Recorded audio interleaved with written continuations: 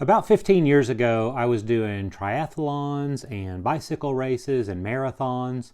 Well, okay, I was doing half marathons. I did one marathon, and that was plenty. They say you don't sign up for your second marathon until you forget the pain of your first. And I'm still feeling the pain of my first marathon, and that was in 2006. A marathon, after all, is 26.2 miles. And trust me, faithful friend, you feel every bit of that 0.2 of a mile. But around that time, because I guess running 26.2 miles is not enough, I signed up for a Century. Now, a Century is a 100-mile bicycle ride.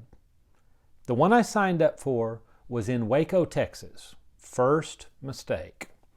But that wasn't the main mistake. And the location was not the reason that I quit about 60 miles in. When I've told that story in the past, I have softened the truth. It was windy, I was tired, it was Waco. And while those things are true, they're not the whole truth. The whole truth is that I did not train properly. I did not train enough, and while I was getting ready for the race, I got to where I didn't enjoy bicycling anymore. The real truth was, my heart wasn't in it. When we were children, we used to run everywhere. But then adults kept telling us, stop running. And I don't know, maybe we lost our love for it somewhere along the way. Adults took away the joy of running. When we were children, we used to play. And when we were playing, we talked at the top of our voices. You ever been on a playground where a bunch of children are just running and having fun? How they talk to each other at the top of their voices? You ever been in a school cafeteria when it was just a free-for-all and the teachers and principals and everybody just letting the kids talk as much as they want? But the adults kept telling us along the way to lower our voices, to be quiet. So what if no one ever told us to stop running or to be quiet? Might we be a nation of adults that ran everywhere and hollered at each other across the room? Will you be my best friend?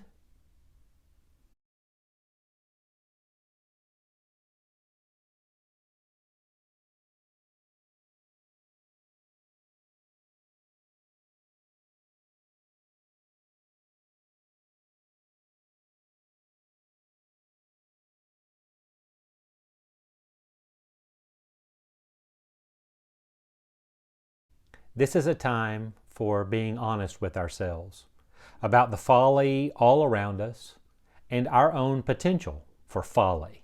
No one is exempt. No one is foolproof. Each day, God shapes us in the image and likeness of Christ, but I believe that we also need to say yes to such a possibility, to keep ourselves open to God every day. This is a time for being honest with ourselves. Sometimes, like my own marathon and my failed Century ride, if I'm honest, I have no one to blame but me. And when it is all said and done, the competition really has nothing to do with other runners. That Century ride and my marathon and all the other stuff that I used to do ultimately was a journey deep inside myself. And like children, talking in the cafeteria and playing on the playground, the truth is that I think I forgot to have fun.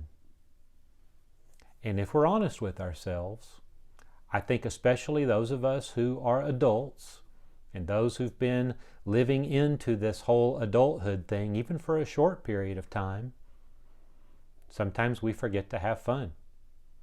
Sometimes we forget to enjoy. the world around us and one another. Life is hard, often. But life, despite what the pretty pictures tell us, life is not a competition. You don't have to be prettier or faster or smarter. Because I've known plenty of people in my life who would never win a beauty contest. And yet I thought to myself, I want to be like her. The last thing Ecclesiastes says, right before the final speech, is this: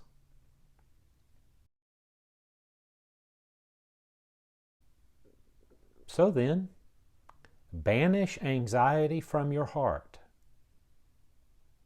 and cast off the troubles of your body, for youth and vigor are meaningless. That one may be hard to hear, mainly because it is the exact opposite of the teachings of the world around us.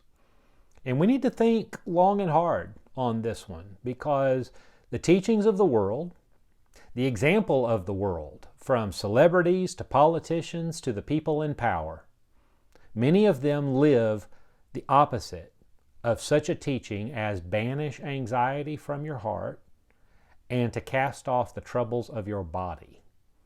So many people live lives that cultivate anxiety and that cultivate trouble. Wisdom instead teaches the opposite. Don't let anxiety rule your heart.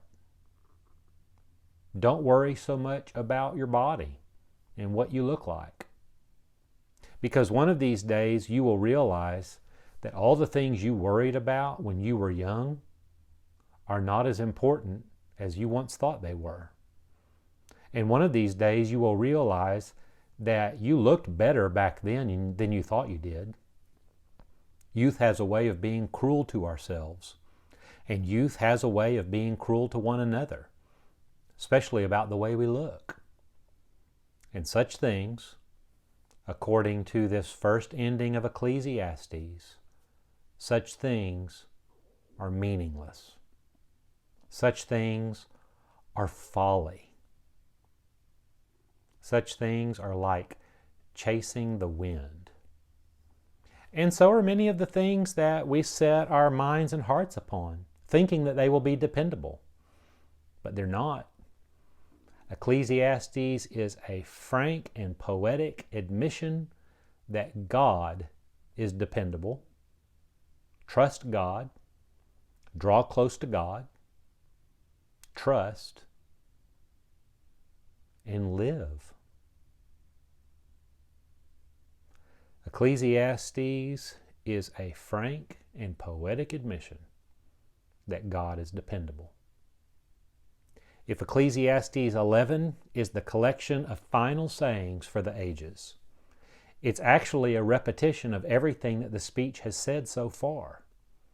When it's time to work, work hard and enjoy it.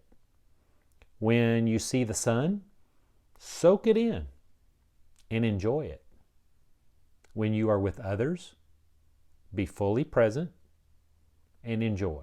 When you eat, enjoy your food. When you have a glass of cool water, enjoy it, savor it.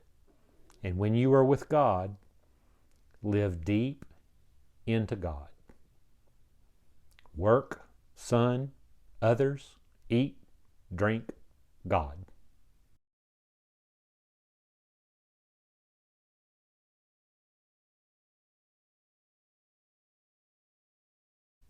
And don't worry so much. Don't think so much about your looks. Don't be overconfident in temporary things. Instead, set your mind and your heart and all your effort on the things of God. That's what the first ending of Ecclesiastes says.